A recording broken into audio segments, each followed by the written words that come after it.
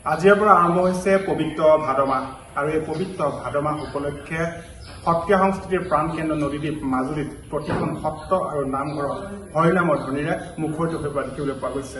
আৰু এই মুহূৰ্তত মই মাজুলীৰ ঐতিহাসিক শ্ৰী শ্ৰী উত্তৰ কমলাবাৰী সত্ৰত উপস্থিত আছো। উত্তৰ কমলাবাৰী সত্ৰৰ ভকত বৈষ্ণৱসকলে পুৱাৰে পৰা নাম কীৰ্তন প্ৰসংগ কৰা দেখিবলৈ পোৱা গৈছে আৰু আধ্যাত্মিক এক পৰিৱেশ বিৰাজ কৰা পৰিলক্ষিত হৈছে। কি ক'ব পবিত্ৰ ভাদ মাহৰ আৰম্ভ?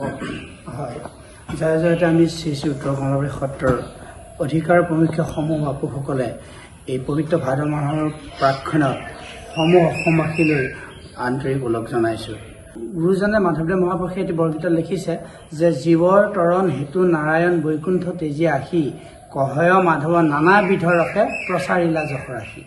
এই ভাদ মাহতে আমাৰ যিমানখিনি গুৰুজনাৰ কলা সংস্কৃতি কৃষ্টি সংস্কৃতি আছে, নাচ নৃত্য গীত বাদ্য ধেমালি যিসমূহ আছে, সমস্ত সম্ভাৰখিনি এই ভাদ মাহতে আমাৰ বৰপেৰাৰ কাঠিটো খোল খায়। এই বৰপেৰাৰ কাঠি খোল খাই পেলাই আমাৰ যিমান সম্ভাৰখিনি সকলোকে দেখুওৱা হয় আৰু ল'ৰা যিবোৰ সত্ৰলৈ আনয়ন হয় ল'ৰাখিনিকো শিক্ষা দি থকাৰ যিখিনি বছৰেকীয়া পৰিক্ৰমা সেইখিনি ইয়াত প্ৰদৰ্শন কৰা হয়। আজি আমাৰ পবিত্ৰ ভাদ মাহ আৰম্ভ।